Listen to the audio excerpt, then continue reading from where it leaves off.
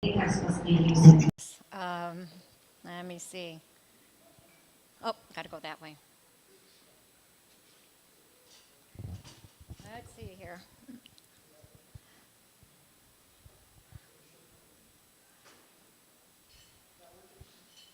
No,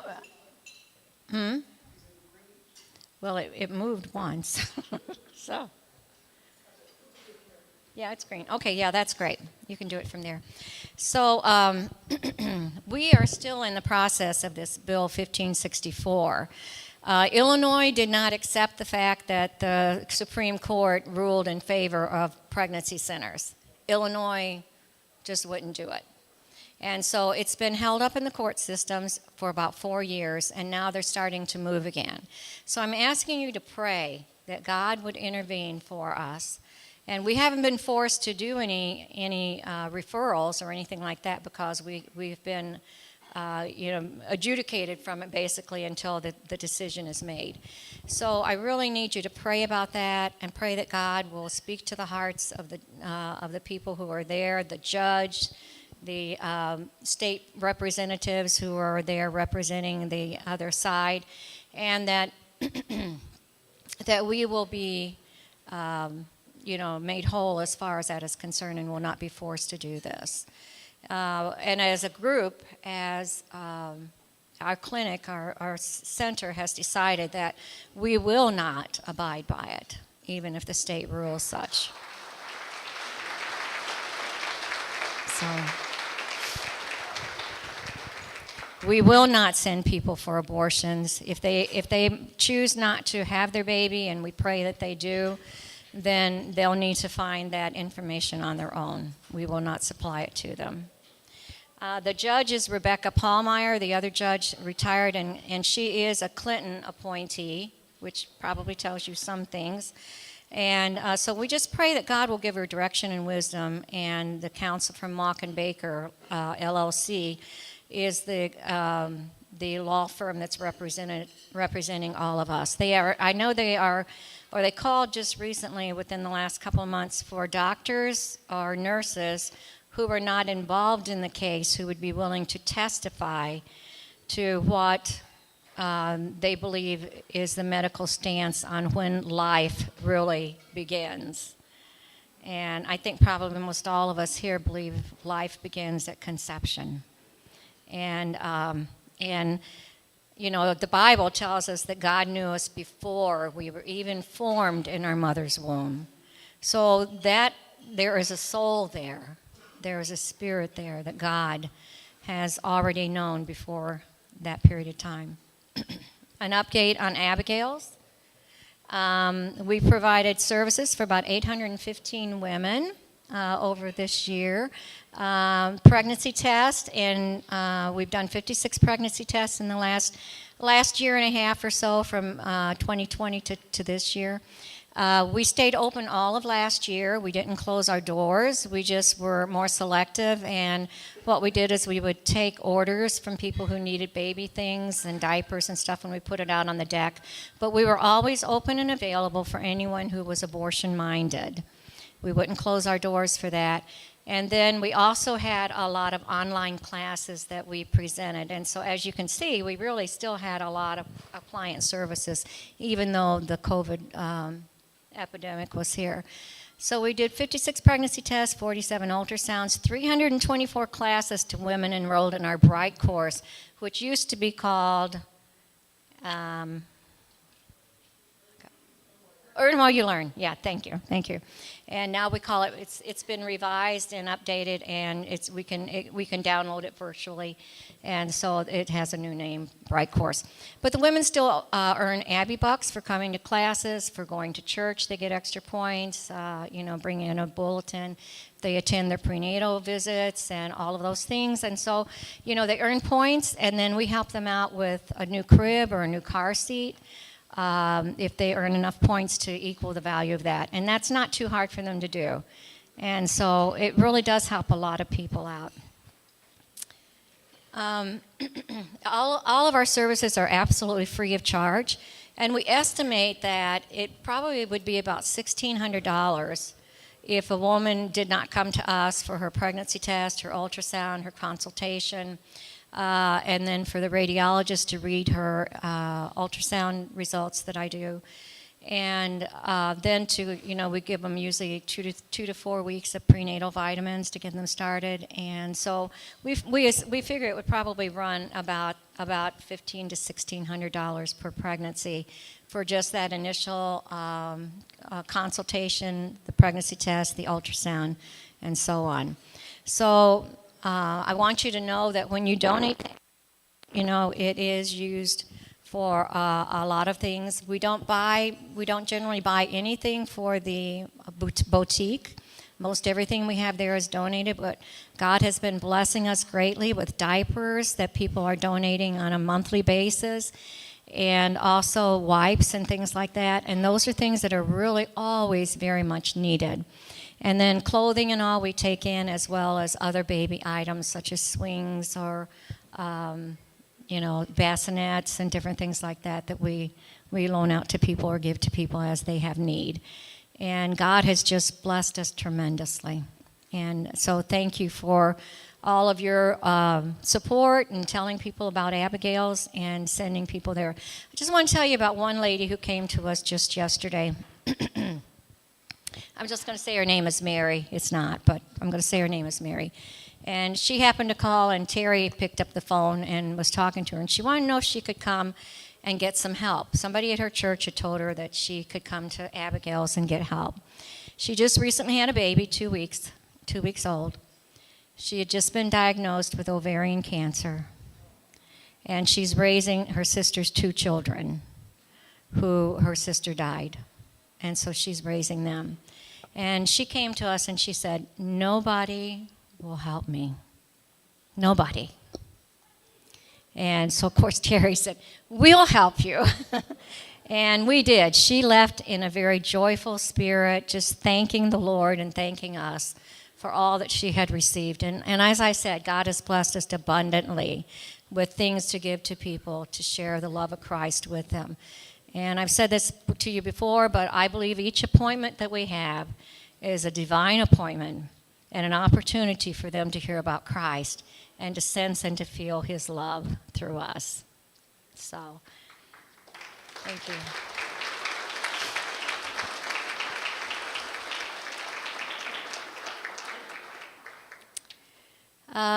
Some updates as far as the center is concerned. The 3D, 4D ultrasound is one. We've done a lot of cosmetic improvements. The rental house, which was a parsonage at one time, we had to put a new roof on it, new air conditioner, new furnace, new gutters. So it's just like a lot of money has been invested in that in order to keep it up, and that's really great because the income from that really helps to pay the mortgage. And the mortgage is one thing that we do need. We would like to see that paid off. We're at about $70,000 to $75,000, roughly, on that. So that's really not too bad. But if God sees it, to help us pay that off sooner, we would be most grateful. The other things that we have done is upgrading our program as far as the smart classes, the Earn While You Learn classes, Bright course. Those classes, we have to pay a monthly fee on those, and so in order to have those available, where we can send it out online, we can send it right to a girl's phone, and she can watch it. Let's say if we have a woman who calls in, who's abortion-minded, we can ask her if we can send her a video. And we can send her a video about abortion and about her baby and how it's growing within her. And we can also see if she watched it or if she sent it to someone else, maybe a parent or a boyfriend or something to see. And so it makes it possible for us to reach out to people even when they don't want to come into the clinic. A lot of times they'll call and say, do you do abortions there? And we say, no, we don't. But we'd like to have you come in so we can talk to you about what your options are, and try to get them to set up an appointment. But sometimes they just don't want to come in. And so then if we can send them that information, at least we get some information to them so that if they do choose abortion, they have had an opportunity to to see the truth in that. Things that we also have some road signs that we just had recently made and put up. I spotted 3. Roger, was there more than 3 or was there 4? 4. I spotted 3. I think we're waiting on 1 for placement. But 3 of them around Mendota that tells the address and, where we're at so that people can come to Abigail's for help. And we've seen a big increase in clientele in the last 2 to 3 months. We've been running like 60 client services, 67 client services a month. And so this month's been a little bit slow, thank you, Jesus, because we were getting ready for the banquet. So I guess God knows what our meter and what we're able to do and what we're not able to do. And so it's a little bit low this month, but it has been really gradually increasing. We are in need of volunteers, both English and Spanish-speaking volunteers. Of course, monetary contributions are always there. Your prayer support, you just don't know how important that is.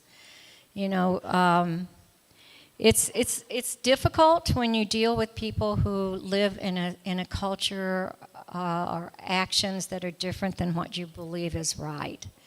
We minister to people all day long who are living in adulterous or sinful situations. They're not married. They have children, several children maybe with several different men, and we try to talk to them about that. But, daily, that's who we minister to, who God has called us to minister to. And so your prayer support is extremely important for us, that we are undergirded with the Spirit of God and that the armor of God is put around us to protect us and to keep us from harm, because the enemy does not like what we're doing. And I don't know, I'm sure anybody here who's been in ministry knows that and has felt that and has been hit with the fiery darts of the enemy as he tries to stop you from ministering for the Lord. I'd like to introduce the board of directors, and I think I missed a video, right? A little video presentation on the ultrasound, just real quick here, because I know the guys back there would love to see this, and I know you would too. So I don't know who the old lady is doing the ultrasound, but...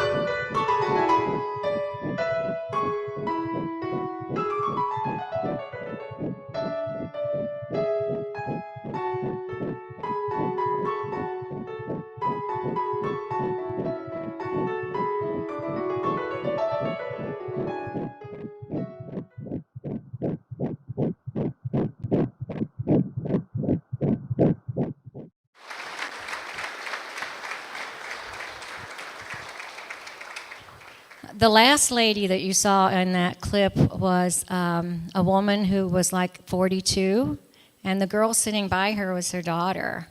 And she tried to get pregnant all of those years and couldn't get pregnant until she did this year. And she and her husband were just absolutely thrilled. And I was thrilled that I got to do their ultrasound and be there with them as well. So I'm just so grateful for that opportunity. I'd like to call up the board members, and Dave Mannion and Roger, would you please come up?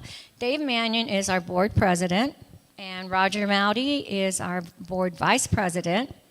And so I'm going to ask them to come up, and we have certificates for them.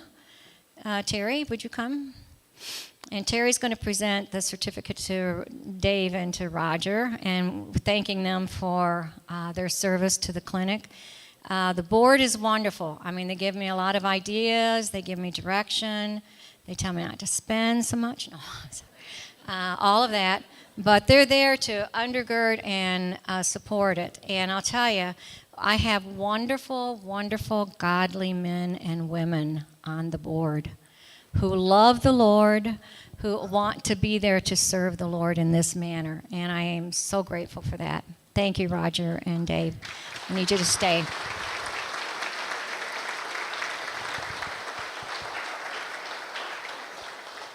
Okay, I'm going to call the rest of the board members up. Shelley Bell. And Shelley is our secretary.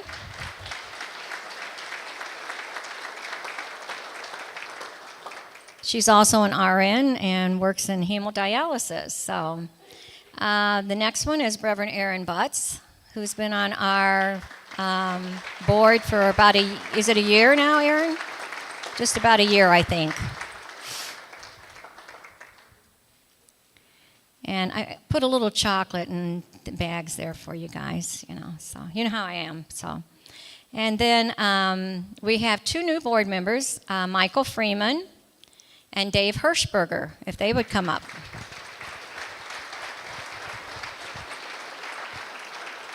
We'd like to welcome you two to the board. And then Renee Tiemann.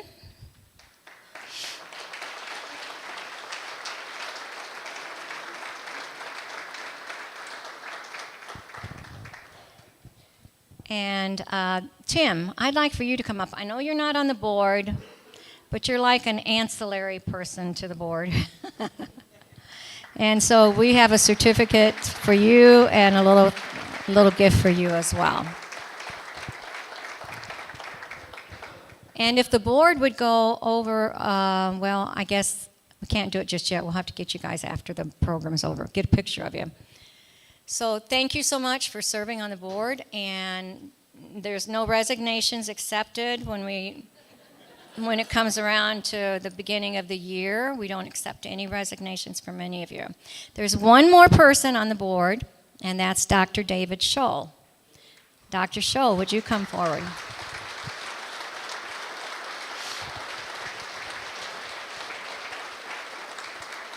You thought I forgot, didn't you? Dr. Scholl has been part of the board for 7 years now. And when Dr. Schuler left town, I was up a creek without a paddle. And I started calling doctors. First question I would ask is, do they refer for abortions? And if the answer was yes, I said thank you, and I hung up. Or also, a couple other questions. And so I had left a message for Dr. Scholl. And then I had gone on to another doctor, and she had graciously said she would do it, but she had several children, and it would be a hardship for her, but she was willing to do it so that Abigail could serve as the medical director as long as she could. And so then I got a call back from Dr. Scholl, and he was so excited. He wanted to be the medical director.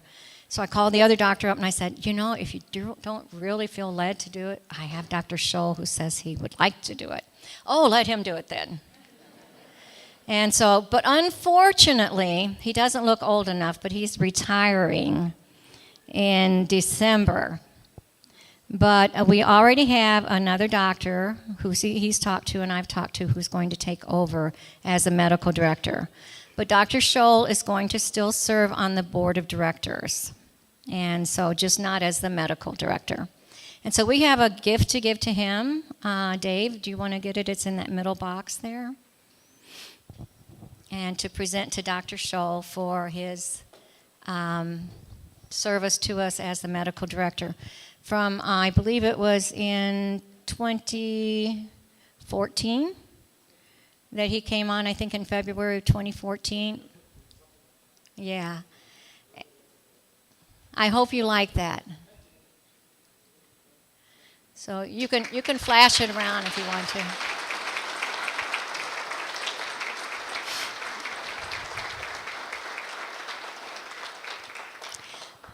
Thank you very much to all of you for your service.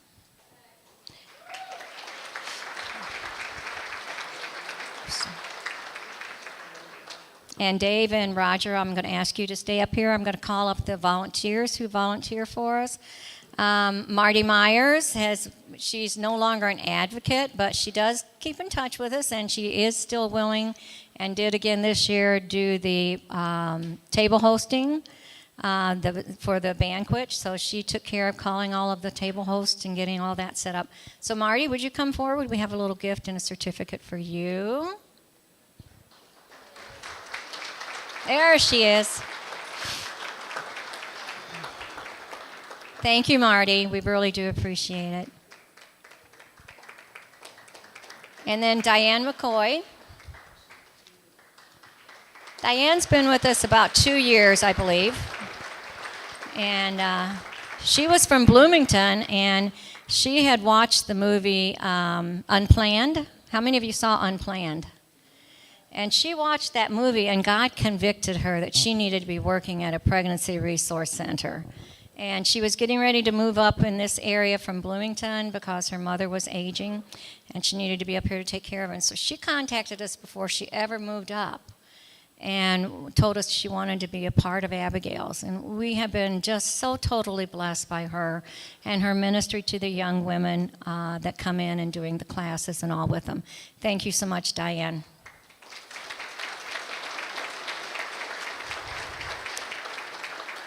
Amy Thoreau.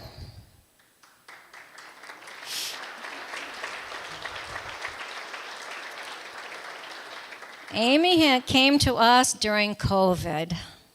If you think there wasn't many blessings in COVID, you're wrong. Amy was a big blessing when she came to us.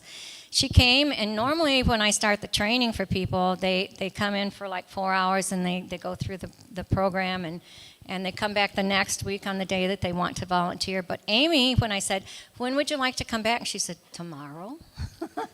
I said, okay. So then the next day, tomorrow. I go, okay. And so she finished off all of her classes in about 3 weeks and was ready to start. Unfortunately, though, we didn't have that many classes, people coming in for classes at that point. So, but she did a lot of other things, like trying to get the baby bottles ready, even though we didn't get to send them out last year because churches weren't meeting. But she did get them all ready, so they were ready for this year. And Amy has just been a big blessing to us. And sometimes she gets a little greedy, though, and she says, I'd like to come every day and have all of the girls as my clients. Oh, Diane, I wasn't supposed to say that. And then I'd like to ask Marie Eder if she would come up, and Laura Thoreau.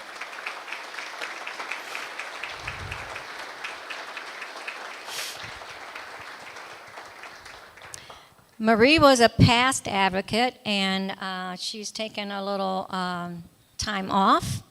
But she did come in, and she helped put together and do all the centerpieces for the tables.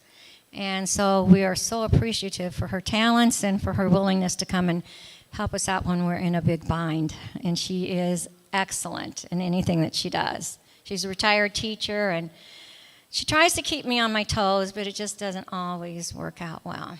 And then Laura Thoreau is Amy's daughter, and she comes in sometimes and volunteers in the baby boutique, and helps in there getting clothing, put away and hung up, and just new things like that, and also seeing some clients in there as well. And so Laura, thank you so much for your ministry to Abigail's.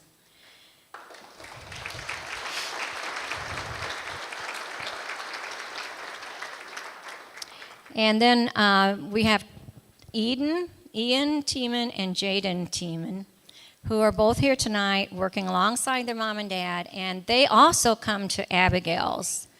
Whenever like Renee and Tim are there doing like the videos that you saw, they're usually one of them is there, assisting and helping out, and they just love Abigail's. And it was such a blessing when I saw that Ian, right? You're the oldest, right, Ian? So far. Okay. Well, I think you will be forever. But I could be wrong. So anyway, Ian was in college, or still is in college, and he wasn't there very long, and Ian started sending a tithe into Abigail's.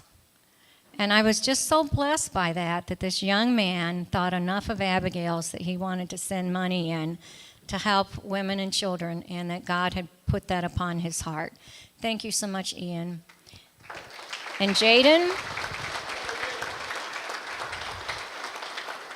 Jaden also has donated, and he has been a great support to us as well.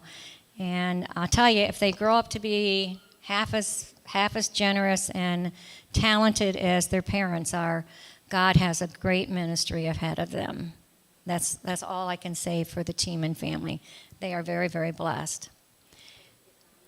Donna Kalita. I'd like Donna to come up. And Donna is an advocate.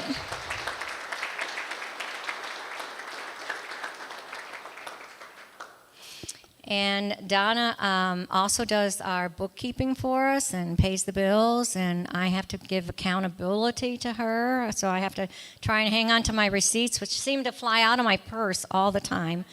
But she does a great job with that, and I'm so thankful that she's there to do that for Abigail's. Terry Hayes, thank you. Terry Hayes.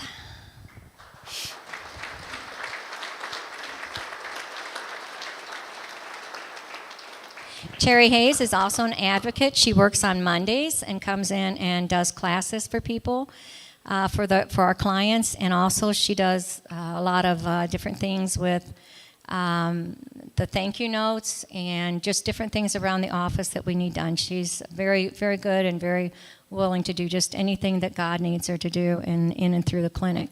So basically on Mondays we have Terry. On Tuesday we have Diane, and then on Wednesday and Thursday we have Amy.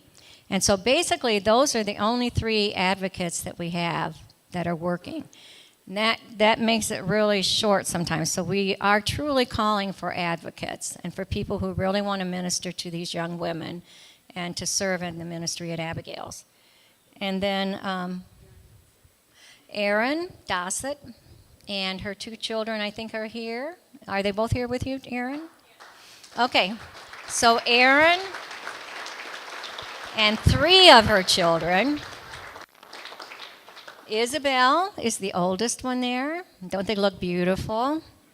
And Lila, they come in every other Monday. They're homeschooled, and they come in every other Monday, and they work in the baby boutique.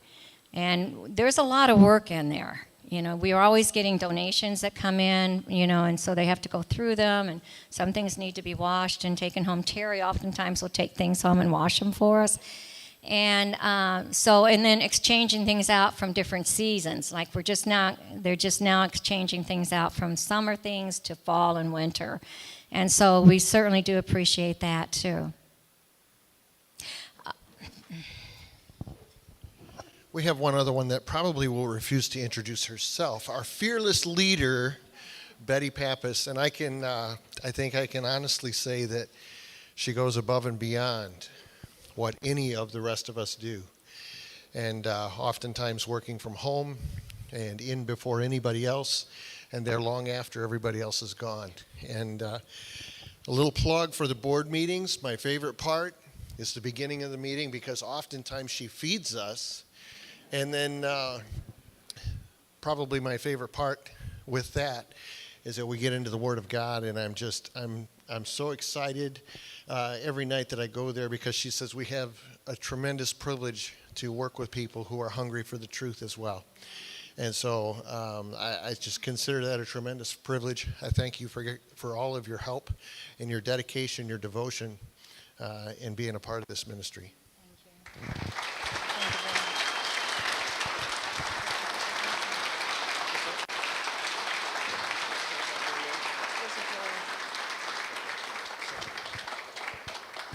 Thank you so much. And if you guys would all go and line up over there, I think maybe Ian can take a picture of the group, okay?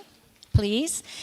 Terry McDowell, we have a certificate for you too, I believe. Isn't there one there? You got it already.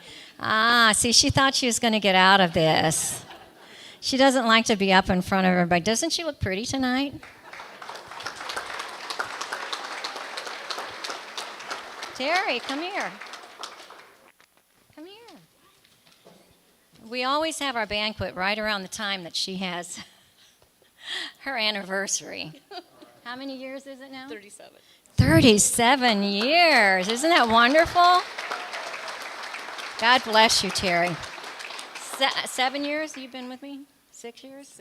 6 years Terry has been at Abigail's. And God could not have sent a better person to work alongside me. She is my right hand and arm. And we get along really well. Sometimes I probably get a little bossy, but she just ignores it and goes on with what she wanted to do. It has to be done, she says. So we get along really well. She says that it's almost not like working because there's no conflict in the office. We get along so well together, and we all just love the Lord and what He's called us to do. Terry, I can't thank you enough. Yes. Thank you, thank you, thank you.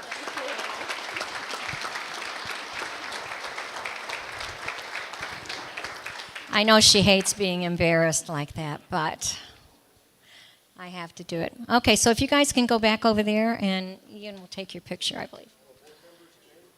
No, just the volunteers, and we'll get the board members afterwards, okay? Okay, so I believe we have a video for you to watch.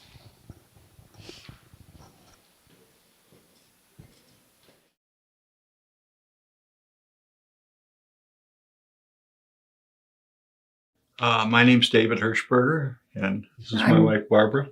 Yes.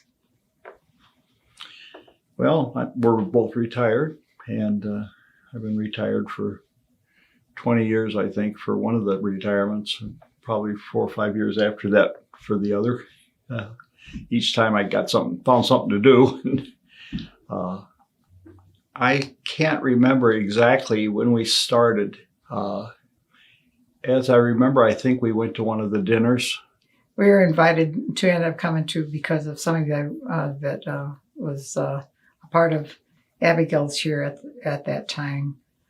It was just like I said, it's more now than what you end up getting out of it than what it was clear back then at that time, because it was just the starting of things, and I don't think they had the machine to end up doing ultrasounds either at that time. So it's come much further along, but every step of the way, it always takes something from the bottom up to end up getting it going. So when we were here, it was almost from the very early stages of Abigail's beginning. But that's how the driving force was. But with me, it was basically that it was once you end up getting to know about Abigail, that's why you know that they don't hit on one area to end up supporting the families so they don't have an abortion. They hit on every aspect of their life. They hit on the wellness of the child, the wellness of the family, the Christian outlook for both father and son of the child.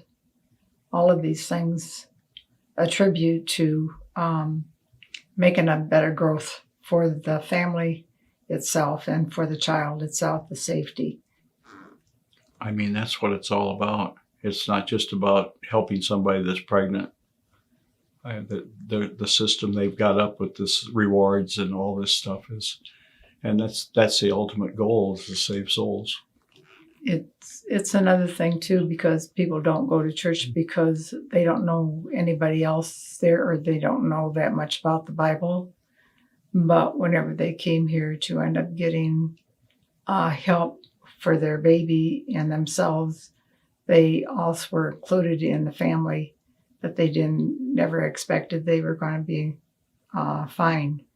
A much gracious family that it's unimaginable what these families can end up having whenever they come to the pregnancy center here.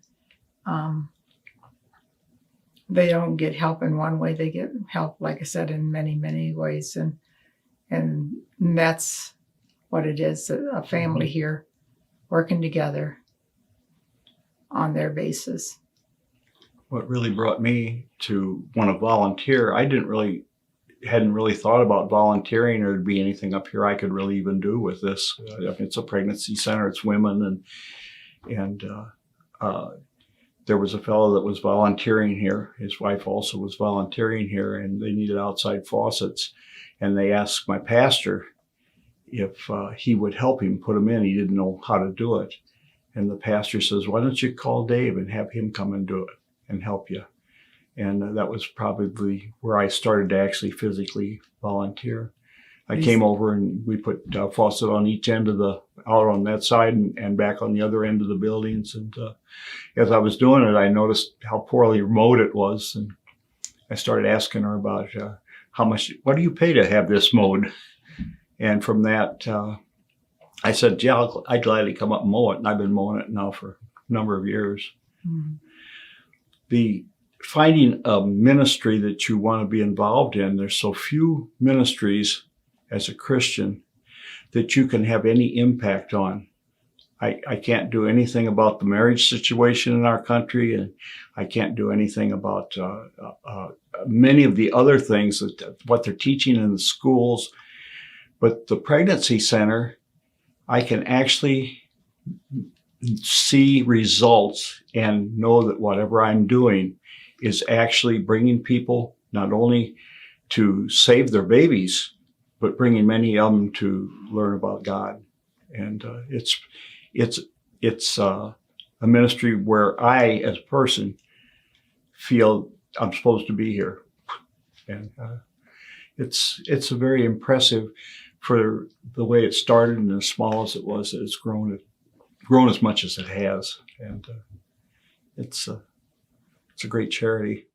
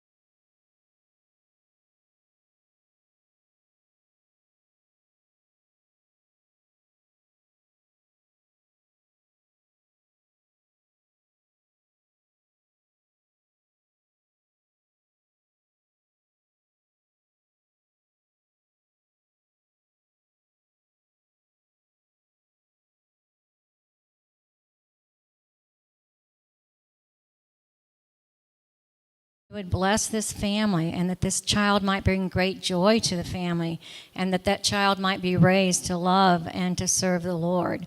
And so it's a great pleasure of mine to be able to do that. And you know what? I've never had anybody who has said no, that I couldn't pray with them prior to an ultrasound. And rarely do we have anybody who doesn't have prayer requests in our classes and allows our advocates to pray with them. So we usually always close every session with them with prayer and just ask God that they would bless them, and also to pray for the needs that they have in their family that they bring to us. So does anybody have any questions in the audience about Abigail's? I could be in trouble here, you know. Yes.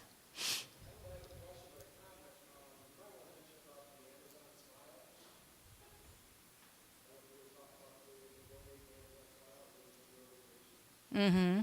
Yeah, I don't know if any of you know it, but when you order from Amazon, if you go to if you go in and subscribe under Amazon Smile, a certain portion of whatever you spend is sent to charities, and you can select a charity for that to go to, and you can select Abigail's for that. and then a small portion of what you order. If you order a lot, or if you have a business and you order, then it could be a nice sum to help out Abigail's. I think that's what you're referring to, right? Okay. Anybody have any questions?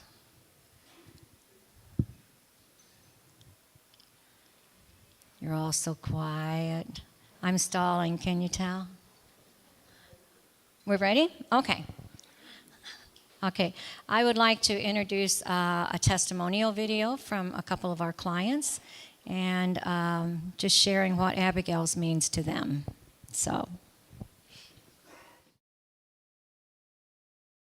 I'm Caitlin Kaminsky. I'm getting close to 37 weeks, so I'm at the end of the road. At first, with Abigail's, I didn't plan on coming to the classes because I didn't know nothing about it until I came here. So I thought it was just ultrasounds and pregnancy tests and everything. But when I came here, they explained to me what they did for any kind of woman and everything. Hi, my name is Diana Thorough, and this is Jesse.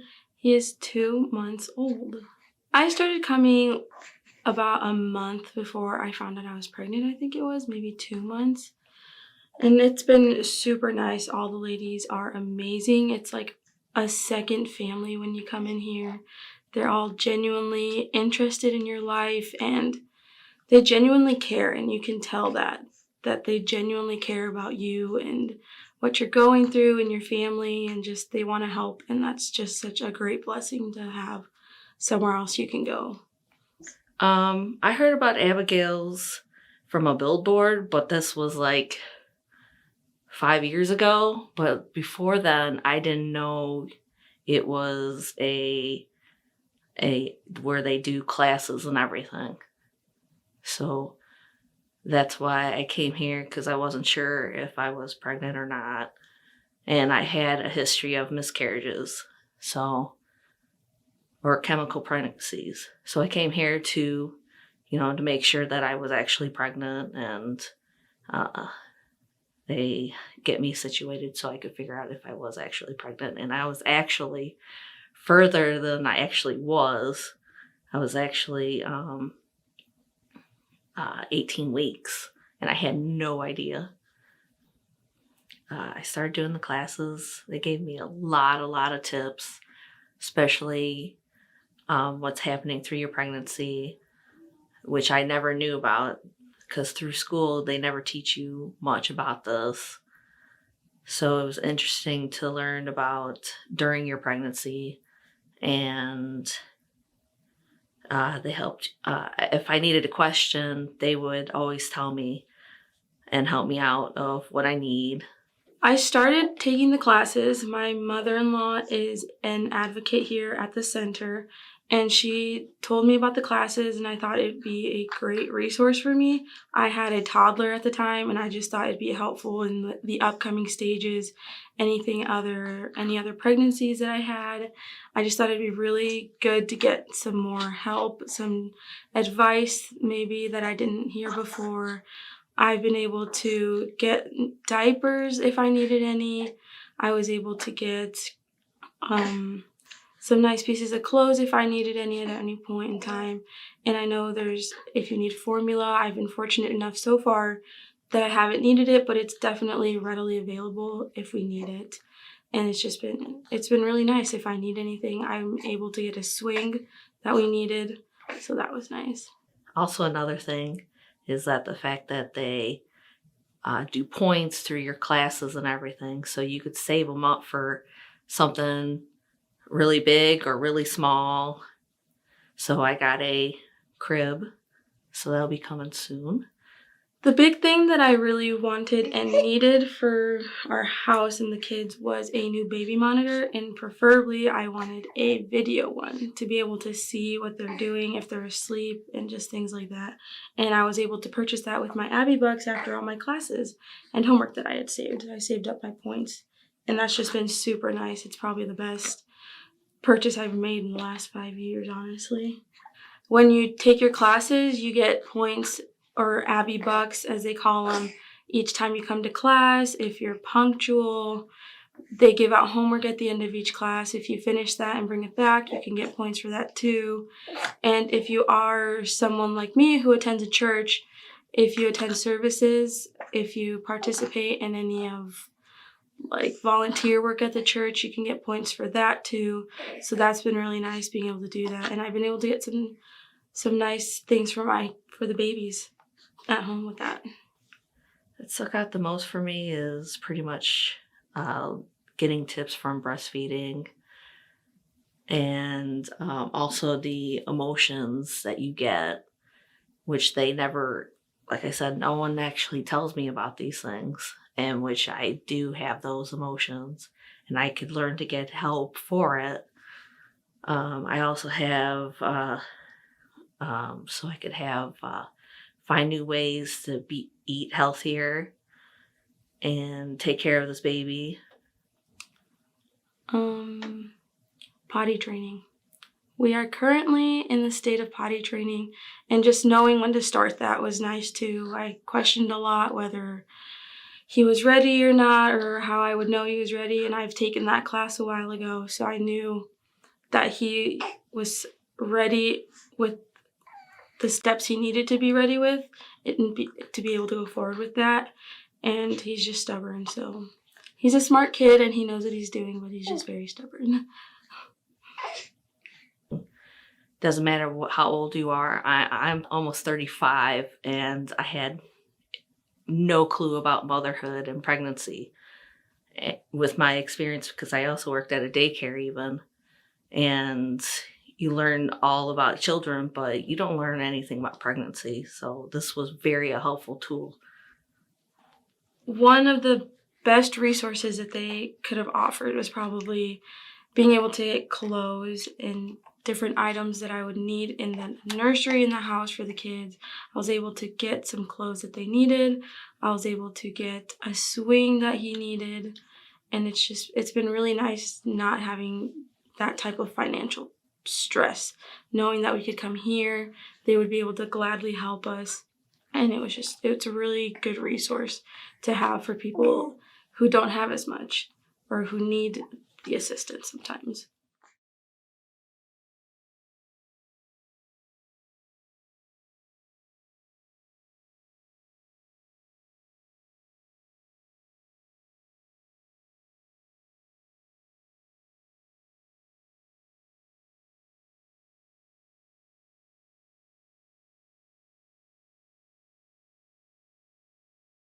Okay. Many of you probably remember last year, one of our featured clients was Tanya, and we had two women who were pregnant, and we showed them standing in front of a mirror. You might remember that from the video, standing in front of a mirror, and in the mirror image you could see the baby there later on. And so that was something that Tim and Renee had come up with. Very beautifully done. And Tanya is going to give us just a little reflection back on what has been going on with her since last year. She still comes for classes too, by the way. Hi, my name's Tanya Calderon. I am one of the attendants here at Abigail's. I've been coming here for about a year with my son. I actually first initially started coming here when I was pregnant, and I just felt lost at that time. So I started coming here as guidance, and then progressively, like as the time's gone on, the classes have just been amazing. So I've just kept coming back because I also have a 10-year-old and he's just going through a lot of transitions at this time. So the classes help a lot with him as well. The women here think I'm the one doing them a favor by, coming to these classes or like promoting. And in reality, it's the classes that are a favor to me. It's like a gift to me that I can have access to those resources. Hopefully, like these testimonials and these classes is helpful in reaching other women that are lost, whatever age they are, and just knowing that they have a safe place, like a safe haven. One of the advocates here is actually the pastor's wife at a church. So that's really helped, being able to just go to that church And also Terry made it easier because she included me right away. And then everyone was very welcoming. And I thought, being a single parent, being a like independent parent still, I was like, I'm not like the ideal person to go to a church, not married, not, it's not like the structured, the picture perfect person to go. But then they always say that God uses the broken and like the lost and the weary. And that was me. So it was perfect because I've been able to reach a lot of people. I think coming to Abigail still has given me that encouragement I needed.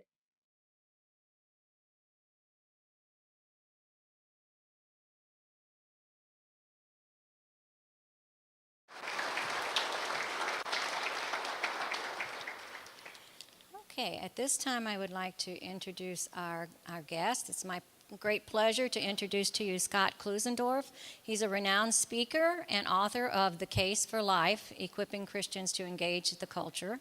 Scott is a graduate of UCLA, holds a master's degree in Christian apologetics from Biola University, and he's taught pro-life apologetics at the graduate level at Biola University and Trinity Law School, and lectured at over 80 colleges and universities, including Stanford, Berkeley, UCLA, USC, Johns Hopkins, MIT, and the U.S. Air Force Academy, to name a few.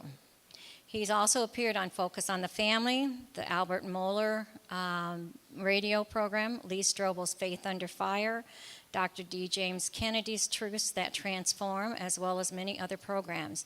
Tonight, he will share with us how we can persuasively defend the pro-life views in the public square with our friends and our neighbors, and he shares the proper way to understand and articulate this method. Joining me with welcoming Scott Klusendorf.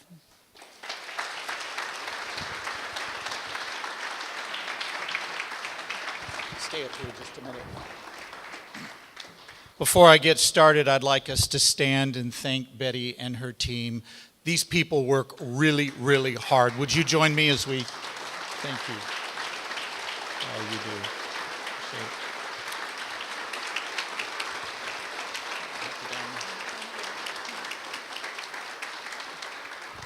Thank you, Betty. We appreciate you. I have up here tonight Exhibit A to show you. It is a Delta baggage claim. It even has a priority sticker on it. And a few months ago, when I was doing chapel at Cedarville University for 3,700 students, I had arrived at my hotel the night before speaking to those 3,700 students, and I opened up my suitcase, and lo and behold, though the bag tag had my name on it, the contents in the bag most certainly were not mine.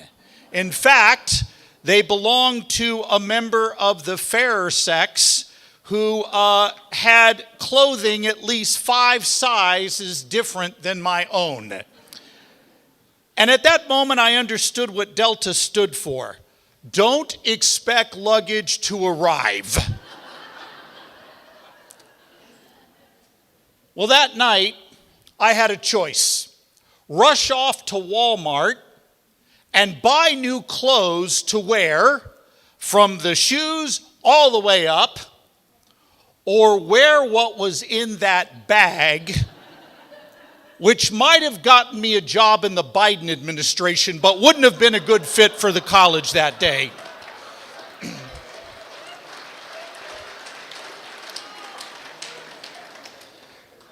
Perhaps I've just assured I will be never invited back to this banquet again. But clearly, men and women, someone had switched the tags. And I want to speak with you tonight about being their voice. And one of the ways we learn to be their voice is to not let people switch the tags on us when it comes to what it means to be pro-life. Right now, if you are a pro-life Catholic or pro-life Protestant, it really does not matter. You will be told that if you are really pro-life, you've got to be more than just pro-birth. In fact, You have to take on a whole slew of injustices under the sun, or you really aren't pro-life. In fact, we call this whataboutism. Well, you're pro-life? What about poverty? What about injustice in the city? What about unfair working wages? What about refugees? What about immigrants? What about inner city gun violence? And the list will go on and on and on. And you will be told by someone who has switched the tags on you, trying to redefine what it means to be pro-life, you will be told that because you oppose the intentional killing of an innocent human being, you are responsible to fix everything wrong with society. Men and women, don't buy it. Imagine saying to the American Cancer Society, you have no right to call yourself a medical organization when you only treat one disease and not all of them. What are you doing, by the way, about lupus? American Cancer Society, what are you doing about heart disease and strokes and Crohn's disease and diabetes? Oh, nothing? You're not a legitimate healthcare organization. Would anybody say that to the American Cancer Society? Not in a billion years. But they'll say it to you because you're focused on saving human life in the womb. Imagine if your church opened an inner city daycare center in downtown Chicago, and you ferried people up there 5 days a week to open an after-school daycare center so that moms in the inner city who are hardworking, who are living just above poverty level, could at least get home for a couple of hours and get supper started before all their kids show up. Can you imagine anyone coming to your pastor and saying, well, you don't really care about kids, because if you did, you'd care for them 24/7, not just 2 hours after school? And how come you're only doing this for elementary age kids? What about high school kids? And what are you doing to solve the root causes of poverty in the first place? How come you're not dealing with those issues? How come you're not dealing with the gang violence in the inner city? All you care about is those elementary age kids. Nobody would say that to you if you did that kind of ministry, would they? But if you are pro-life, you will be told that if you don't take on all these other issues, you are not legitimately being a voice for life. Men and women, I'm here to tell you today, we're going to make it a lot simpler than our critics want to make it. You can be a voice for life, and you don't need to do 20 things.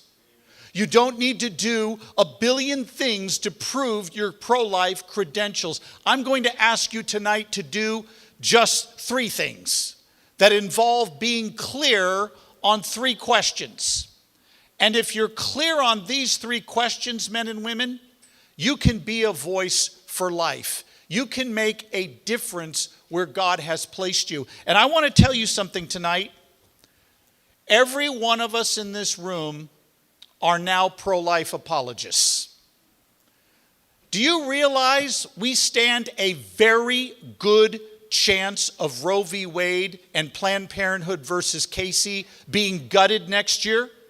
A very good chance. Now,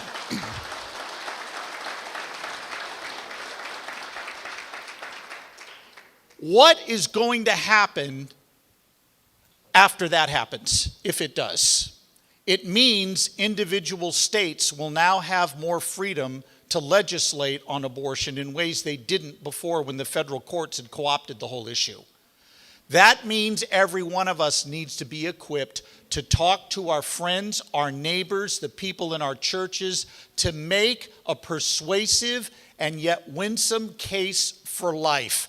And you don't have to have a PhD to do that, men and women. You don't have to have a graduate degree. You don't even have to have a high school degree to do this. You just need to be clear on the 3 questions we're going to look at. You know what your job is as a pro-life apologist? It's not to have all the answers. I think a lot of the times we think, even in our Christian faith, that if we aren't able to close the deal, answer every objection, get that person to fall down on their knees at the altar and become a Christian on the spot, that somehow we failed. No, men and women. You know what your job is? What my friend Greg Kokel says your job is. Your job when you're talking to people is to put a pebble in their shoe. You ever had a pebble in your shoe when you're out hiking? It wears on you and wears on you until you stop to deal with it. You know what your job is? Give them something to think about. And these 3 questions we're about to look at will help you be their voice by giving the people you're talking to something to think about. Here are the 3 questions we're going to look at. Number 1, what is the unborn? And I'll explain why that's so critical. Number 2, what makes humans valuable? And number 3, what is our duty? What is the unborn? What makes humans valuable? And what is our duty? And I noticed that some of you are already taking notes faster than broke people at a Dave Ramsey seminar, and you're thinking to yourself, how am I going to keep up with all of this? If you stop by the table at the end, I'll give you some pointers on how you can find what I'm sharing with you tonight. Let's look at that first question. What is the unborn? I want you to imagine that you are at your kitchen sink after supper one night, and you're washing up the dishes, and your 5-year-old boy comes in, your son or grandson, while your back is turned at that sink, scrubbing away, and you hear this little voice say to you, Daddy or Mommy, or maybe Grandpa or Grandma, can I kill this? Now, for any of you that are wondering if little boys are capable of asking that kind of question, I'm going to enlighten you. This ring on my finger means I've been married to the most glorious woman in all of Christendom for 36 years. We have a son who is 31. We have a son who is 30. We have a son who is 25. We have a daughter who is 20. I have personally heard the question, Daddy, can I kill this, more times than you can count. Nearly always his hands are on his brother's neck when he's asking the question. When you hear that little pipsqueak say, Daddy or Mommy, can I kill this? What's the first question out of your mouth? Not why. What? What has he got? Cockroach, snail, do whatever you want. Don't show your mom or sister. Neighbor, kitty, hold it. Brother by the throat, you have issues. Call your pastor or your priest now. But you would never in a million years say, go ahead, son, until you answered the predicate question, what has he got? Do you know what we just did? We just solved the abortion issue. Yeah, we did. Can we kill the unborn? The answer is yes. If what? If the unborn are not human. If morally speaking, abortion does not intentionally kill an innocent human being, I don't care how many you have. I don't care how many teeth you have pulled, do I? We oppose abortion because of what it kills.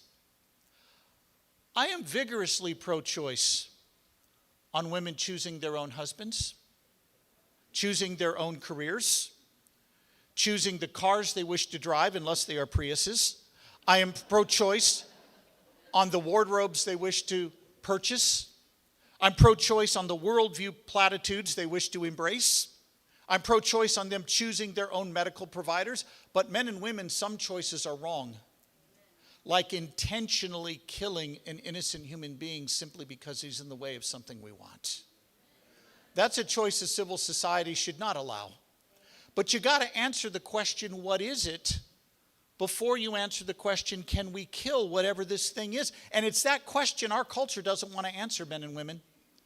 Within a couple of days of taking office, President Biden announced on the anniversary of Roe v. Wade that his administration, as he hoped all Americans would celebrate reproductive freedom, by which he means abortion. And here's what he said. Reproductive freedom is, quote, good for everyone, end quote. Mr. President, with all due respect to your office, does, quote, everyone, unquote, include the unborn? Do you see how he just assumed the unborn weren't human? He didn't argue for it. He just assumed it. It would be like me saying to you, when did you stop cheating on your taxes? And you say, well, wait a minute, I'm not. That's not what I asked you. When did you start? Well, you would protest and say, you're assuming something here. Yeah, I am. And people do this with abortion all the time. They simply assume the unborn aren't human. They don't argue for it. I'll give you an example. You make a case that abortion is wrong, and the person looks at you and says, why don't you trust women to make their own personal decisions? Now stop for just a moment. Would anybody argue that we should trust parents to do what they want in the privacy of the bedroom with the question we're beating up toddlers? Why do they do that with the unborn? Because they assume the unborn aren't human, and we've let them get away with it.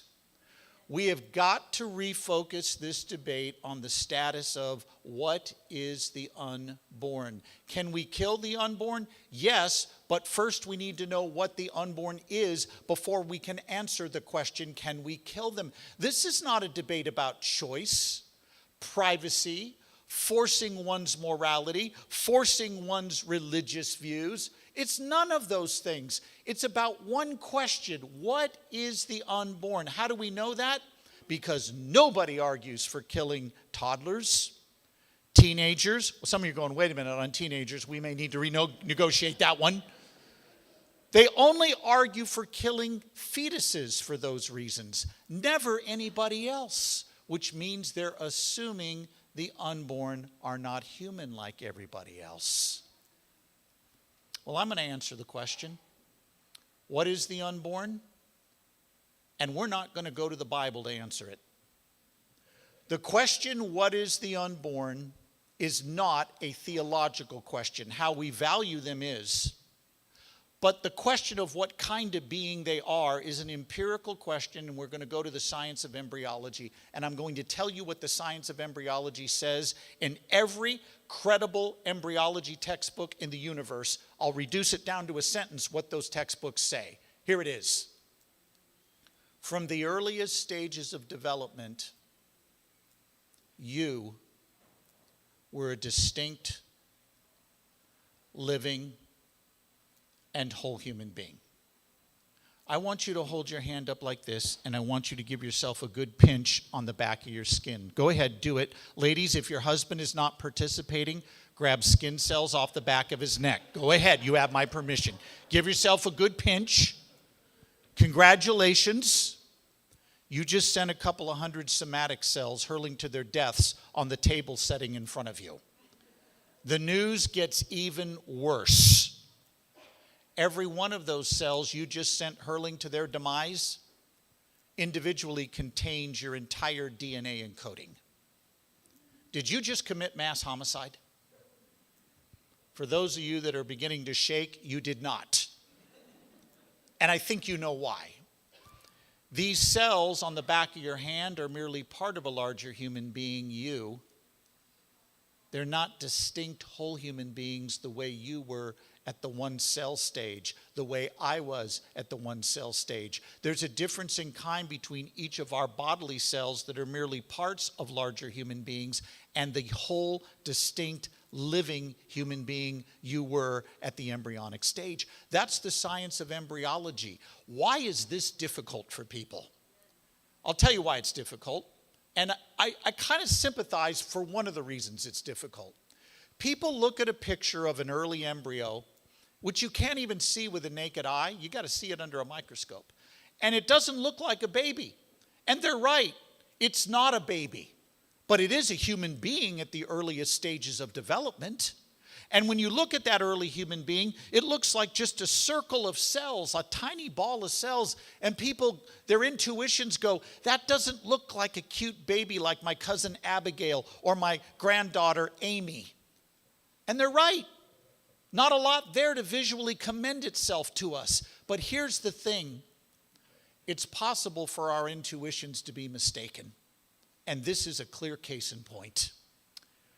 To borrow an illustration that might help here from philosopher Richard Stith, for those of you that are in the room listening to me right now who are under the age of 40, you need to know that there was a time when we did not take pictures with our phones. We had these devices called cameras. Cameras were rectangular little devices with a round little, in fact, hold that up, sir. There's a camera back there for those of you that need to know. The lens would open up, light would come through the shutter and record images on this stuff called film. Film was expensive. We did not waste it taking pictures of our food. By the way, if you're a dude and you're on Facebook or any of the other social media platforms I'm on, and I see you post a picture of a dainty little place setting with dainty food portions on it, I defriend you at that point, okay? It better be a steak.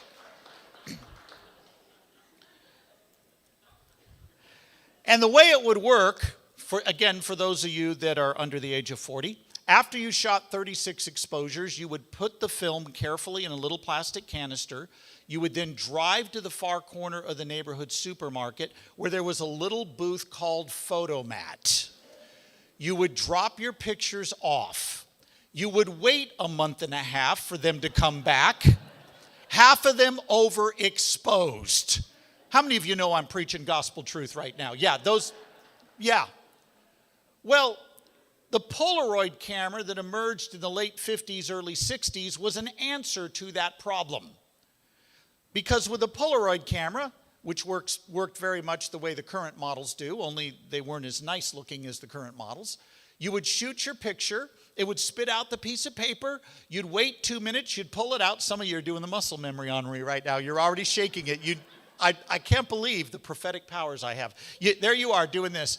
And the way it would work is instead of waiting a month and a half for your picture, you waited 2 minutes and your picture would emerge right in front of you. I want you to imagine it's 1970. We have taken a trip back in time. You have a Polaroid camera. And we're on a Mexican safari deep in the jungle, and you just happen to catch a picture with your Polaroid camera of a black jaguar leaping across the trail in front of us. You caught him mid-air. Now, if you know anything about jaguars, they're almost never filmed in the wild. Black ones in particular. You not only got him in the wild, you got him mid-air. And you are breathless waiting for that picture to emerge because you know National Geographic will pay you big bucks for that pic. And while you're waiting for that image to emerge, I come up behind you, I yank your camera out of your hand, I yank the paper out of it, and I tear up your developing picture. Are you angry at me? Yeah, you're furious. What if I cavalierly said, what's the big deal? I didn't see a jaguar anywhere in that picture. In fact, I didn't see a picture at all. All I saw was a white square piece of paper with a brown smudge on it. Would that satisfy you? You'd look at me incredulous and you'd say, are you out of your mind? The jaguar in the picture was already there. We just couldn't see him yet because he was still developing.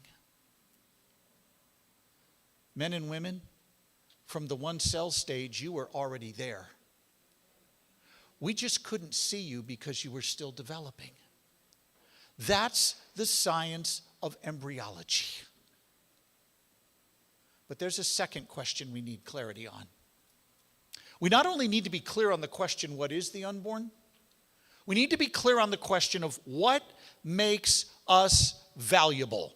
In just a moment, I'm going to have you look around the room and stare at some people. Don't do it yet, but I'm going to have you do it. Now, I don't know if there are any single young adults here, but if there are, and you happen to notice somebody tonight that you thought looked rather interesting, and you would like to make eye contact, this will be your God-sanctified moment to do it. For those of you that are married, I trust you know where to look, okay? By the way, don't laugh at this. I met my wife this way, 36 years, okay? Ready? 1, 2, 3, go. Stare at some people. Go ahead. Gentlemen, if you're looking at me, you're looking at the wrong place. Look around the room. All right. Come back this way for a moment, if you would. Question. What makes us equal?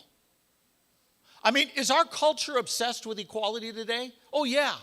They want marital equality. You can marry your tree if you want to, right? They want social equality, income equality. But what makes us equal in the first place? Are we all physically equal in this room? No. 3 years ago, at age 57, I did something suicidal, at least according to my wife.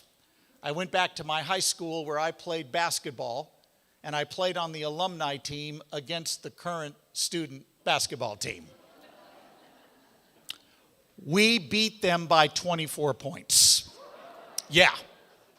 And yours truly took only one shot in that game because at 57, I was too slow to get open. But once I did get open, I got an eagle eye. I drained a three-pointer, nothing but net, baby. And I had a rebound and 2 assists. I know you young guys out there going, man, I could do that getting out of bed in the morning. When you're 57, you have one objective for that basketball game: avoid hospitalization. If I had to play one-on-one against almost everybody in this room under 40 tonight, I would lose. Because at 61, I'm even slower.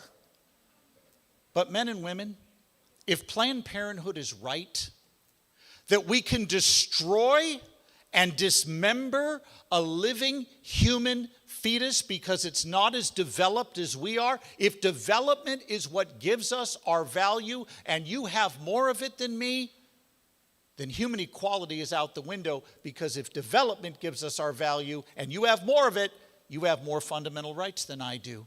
Kiss human equality goodbye. Are we all equally self-aware at this moment? How many of you had coffee before you showed up here tonight? I'm not talking about that decaf stuff. I'm talking about the real deal. If you did, you're probably doing pretty well right now. Your synapses are firing on all cylinders. If you did not, you might be this side of comatose as the carbs are starting to set in. But men and women, if Dr. Peter Singer at Princeton University is correct, that we can destroy both a newborn and a fetus because neither is self-aware, and he's right about that, neither are. If he's right that self-awareness is what gives you your right to life, and you have more of it than me, then you have a greater right to life than me, and equality is out the window. What's the one thing we all share equally in this room tonight? Only one thing. And it does not come in degrees like self-awareness or physical ability. The one thing we share equally, men and women, we all have the same human nature. Now, some of you are going, wait a minute, don't go philosophical on me. Let me explain this. All living things have natures that determine the kind of thing they are. For example, your pet goldfish has a goldfish nature. Your pet turtle has a turtle nature. Your dog has a dog nature. Your cat, if you have one, has a satanic nature.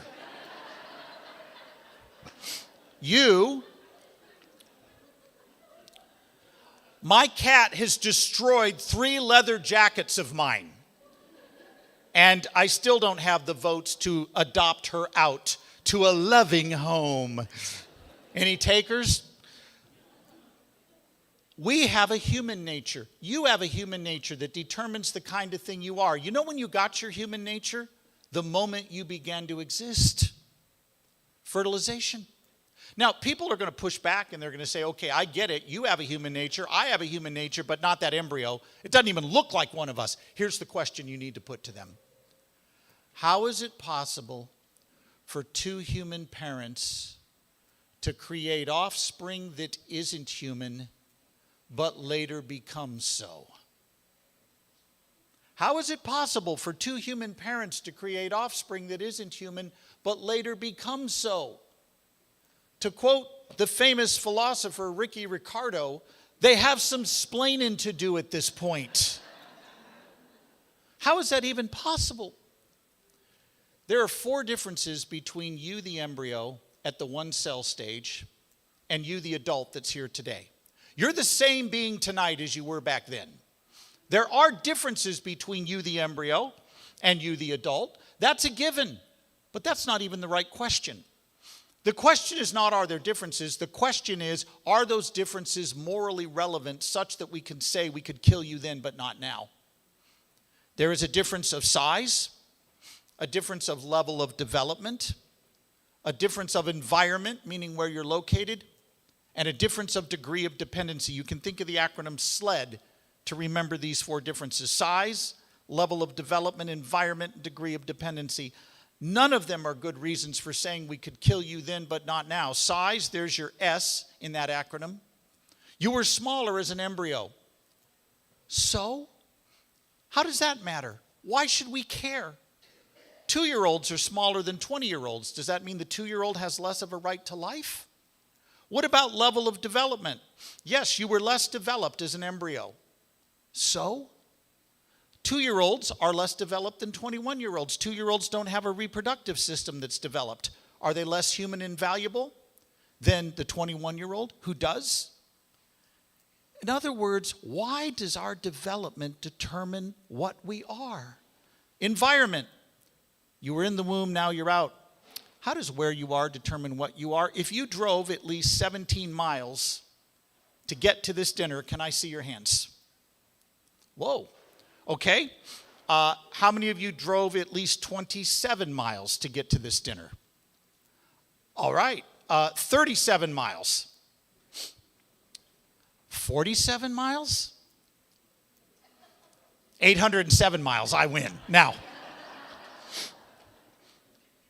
if a journey of 47 miles did not change you from one kind of thing to another, how does a journey of 7 inches down the birth canal suddenly transform you from non-human, non-valuable thing we can kill to valuable human being we cannot?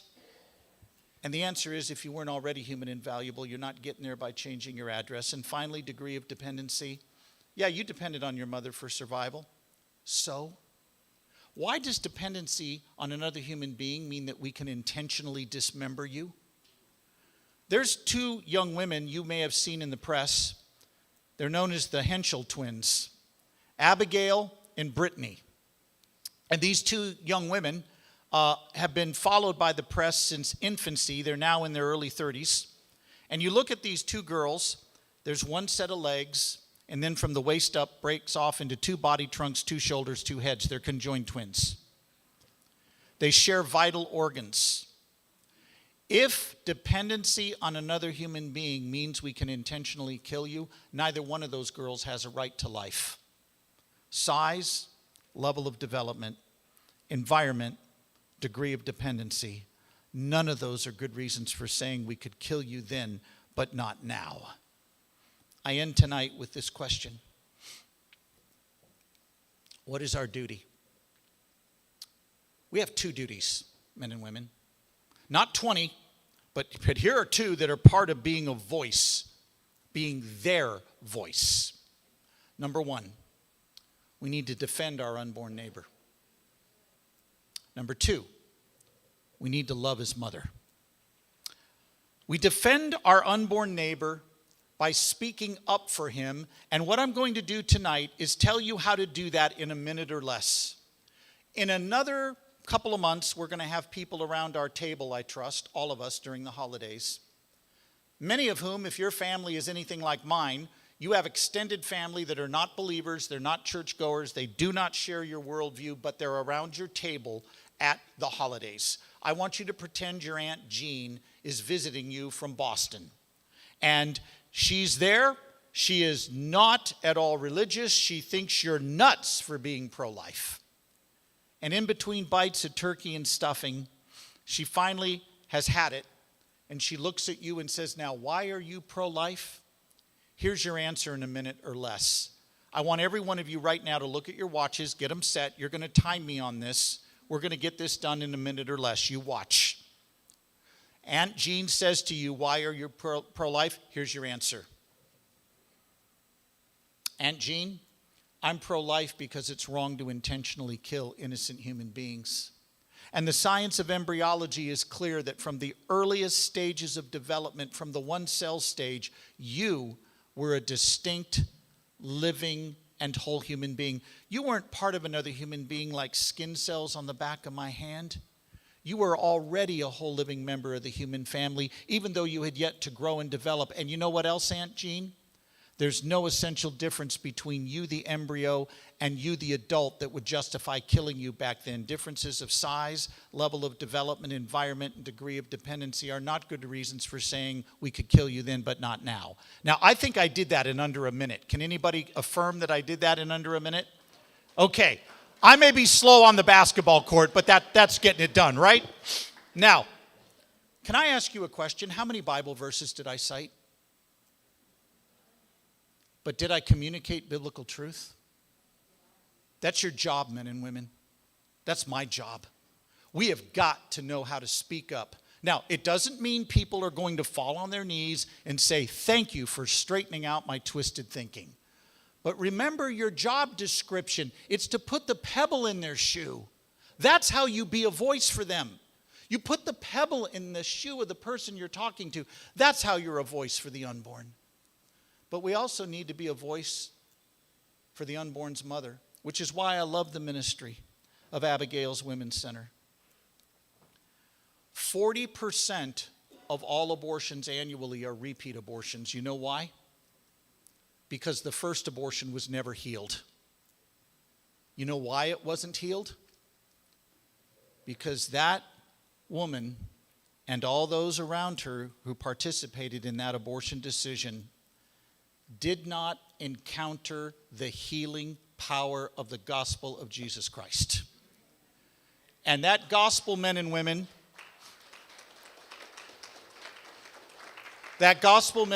tells a comprehensive narrative about all of us.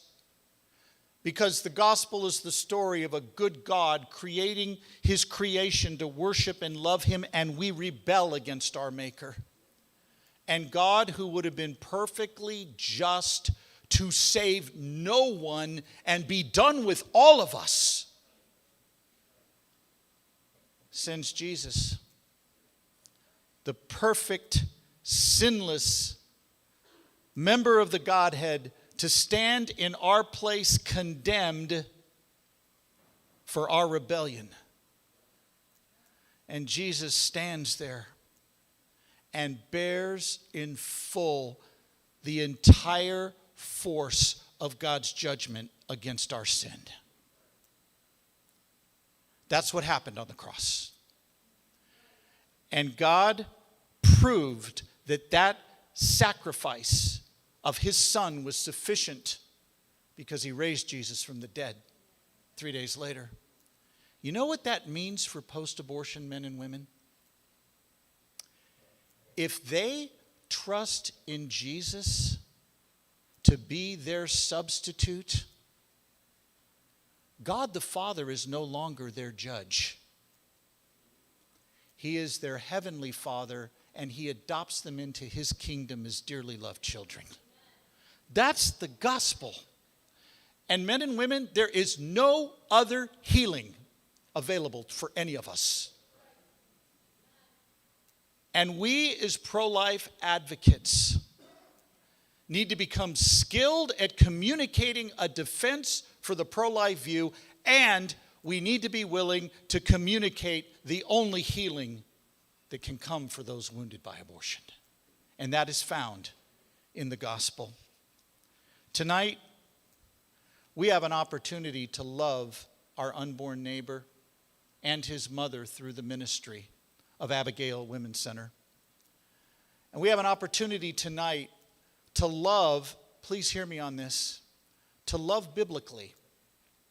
Biblically understood, love is not a feeling. Our culture defines it that way. Love is whatever I feel. And it can go and come as quick as the wind. Biblically understood, love is a behavior. The Good Samaritan didn't just feel pity, he took pity. He kneels down beside the guy on the road. He puts him on his own animal. He bandages up his wounds. He takes him to an inn. He whips out his American Express card and gives it to the innkeeper and says, "Max this thing out. And when you're done, I'll give you my Visa card." Now, I get it. None of us love this way. And that's the point of the Good Samaritan parable. None of us can live up to that standard. And that's why we need Jesus. But let us not for a moment miss something here. That parable does define what biblical love looks like. And tonight I want to ask all of us here tonight, are we willing to love our unborn neighbor biblically? Because if you say yes, it's going to cost you. In 2015, I was in London with our youngest son, Michael, and before COVID hit, I would go over a couple times a year to help an emerging pro-life movement in the UK that, by the way, is thriving. Abortion was a settled issue in the United Kingdom 10 years ago. It is not settled any longer. It is becoming controversial again, which is good news. And I was over there speaking and had my youngest son with me. And at the time, he was still a young teen. And we had a day free. And I said, "Michael, we're going to the Imperial War Museum." Now, you need to know me. I'm a total history buff, especially World War II history. And can I just give you a little plug right here? If you like history, put the Imperial War Museum on your bucket list. They have a Spitfire hanging from the ceiling, the plane that saved the West in 1940. And I could not wait to get Michael in there. And while we were waiting to go in, the staff was putting out photographs, big, huge panels about the size of this right here, this Be Their Voice panel. They were big, enlarged pictures of the evacuees. The evacuees were the children that were taken out of London in 1940 because Hitler was bombing central London. How many of you have read the Narnia series or seen the movies? Why are the children in the country? They've been evacuated. They were evacuees, and that's where they discovered the wardrobe. Hitler wanted to intentionally kill children. By the way, isn't it interesting that Satan revels in child killing? All throughout history you see this.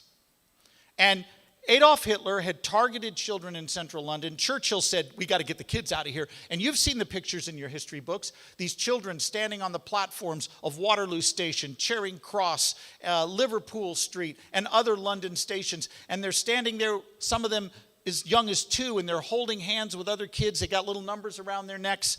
And many of them will board trains and never see their parents again. And I was explaining this to Michael. And all of a sudden, I get a tap on my shoulder. And I turn around, and here's an elderly woman. She points up at one of the pictures and says, "I was one of those kids." I grabbed Michael by the lapels, and I yanked him over to me. And I said, "We're going to listen to what she's about to tell us." I said, "What happened to you?" She said, "In late August of 1940, my mom and dad put me on the train on the platform at Waterloo Station, and I never saw him again." And as if I didn't know the answer, I said, "Can you tell me what happened?" She said, 11 nights after my mom and dad put me on that platform, they were both killed in a nighttime bombing raid that would have killed me had I not been evacuated. I said, "What happened to you?" And surprisingly, her whole demeanor changed. A big smile comes over her face, and she says to me, "Oh, I had a good life." And listen to her words. "The family that took me in just stepped up and adopted me." At this point, there is a huge lump in my throat. There's one in Michael's too, because I got him by the throat. But listen to her words. They just stepped up. How many of you saw the movie Dunkirk? Yeah, in 1940, Britain was alone. We weren't in the war. Russia was against them. Germany was against them. Hitler had all of Europe. It was unclear if Britain would survive. And that family could have said, we can't take in that kid. We don't even know if we're going to have enough petrol for our automobile or enough food. Why food's being rationed. We don't even know if our nation's going to survive. No, that's not what that family did. They decided to do one thing. Be the voice for that little girl.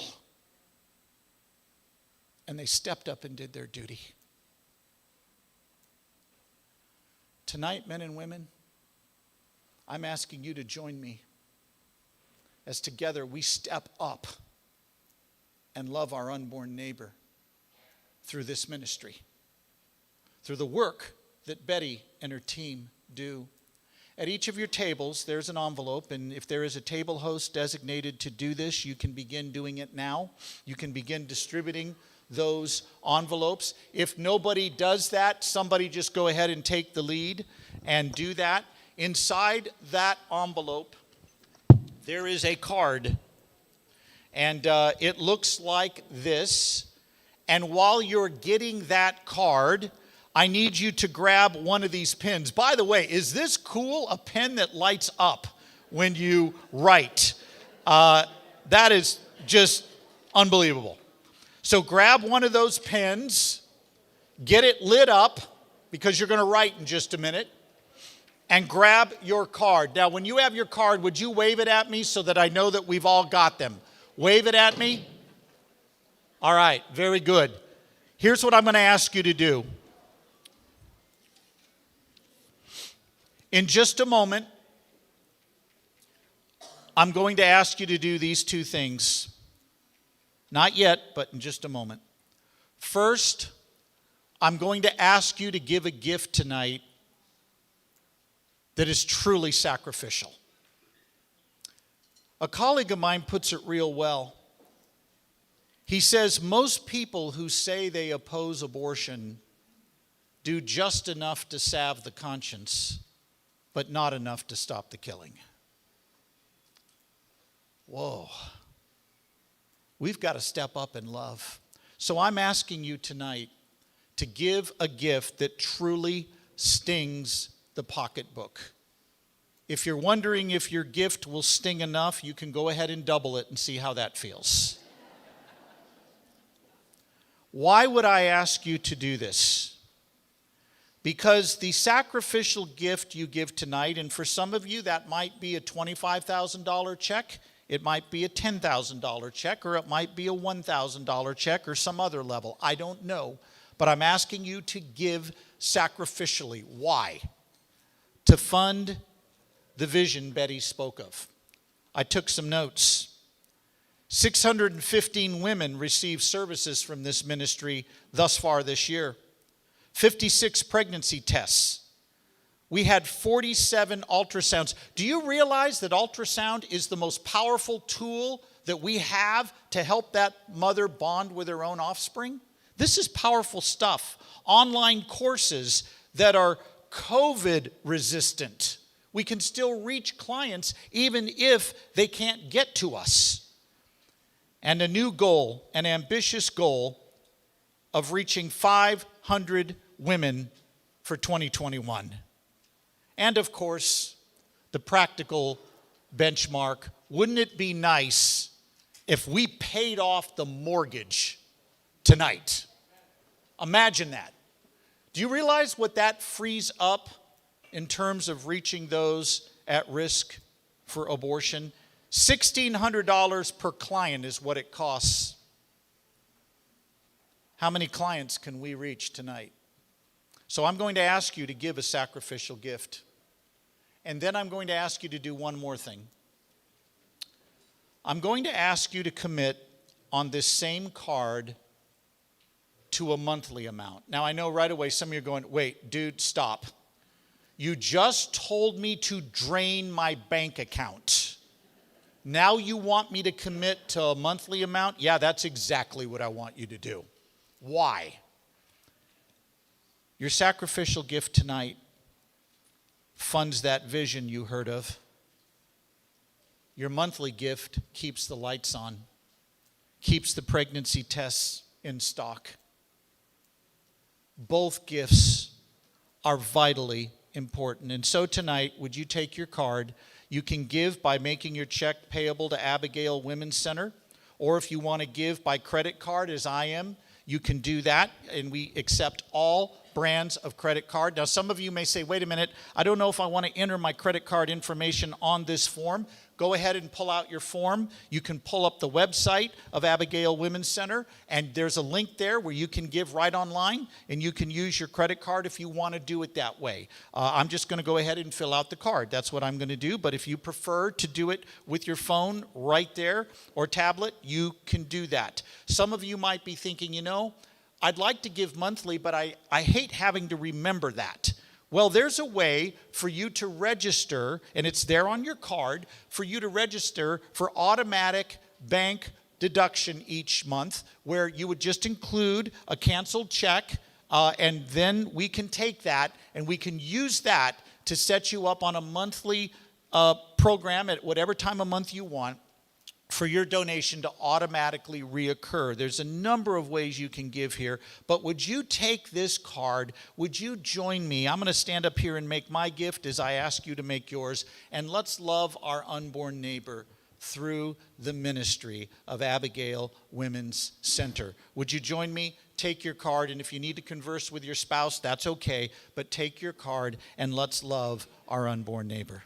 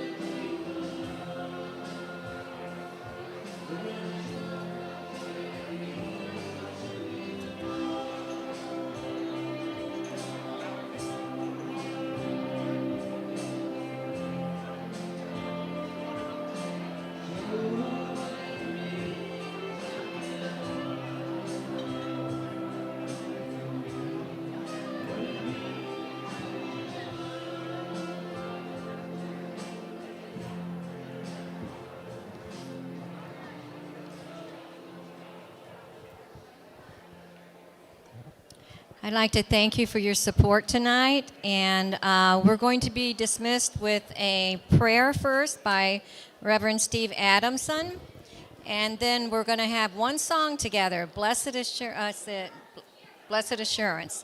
And I think that's a song that probably many of us have known for years. It's a hymn.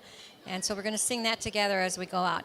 And before we leave, I will draw the name of the person who wins the door prize over there. It's a fresh flower arrangement. You need to be here to win it, so don't leave just yet, okay? Pastor Adamson.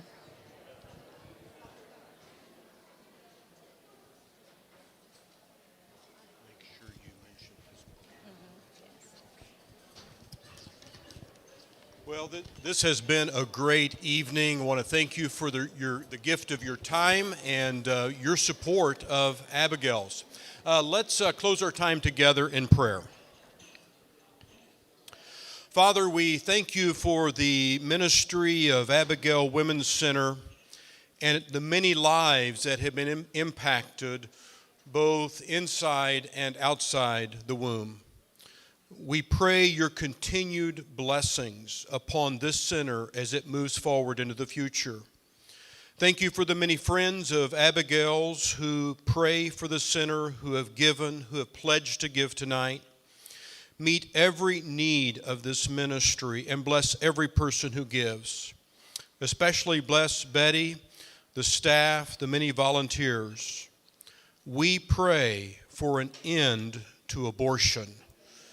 And we pray that you will help those that are working to bring that about.